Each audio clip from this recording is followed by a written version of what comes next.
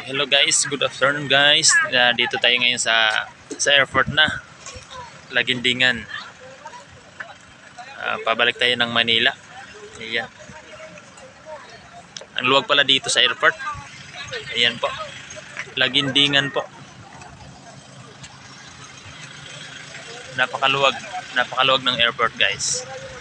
Maaga lang tayo guys dahil medyo malayo po yung ano natin, yung pinanggalingan.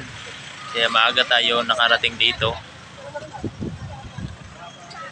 Bukas pa naman ng 5:40 yung flight natin.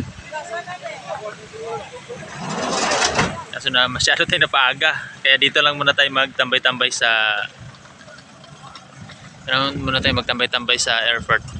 Yan po yung airport po guys. Yan. Yan po yung airport. So dyan tayo. So guys, balitaan ko kayo mamaya guys.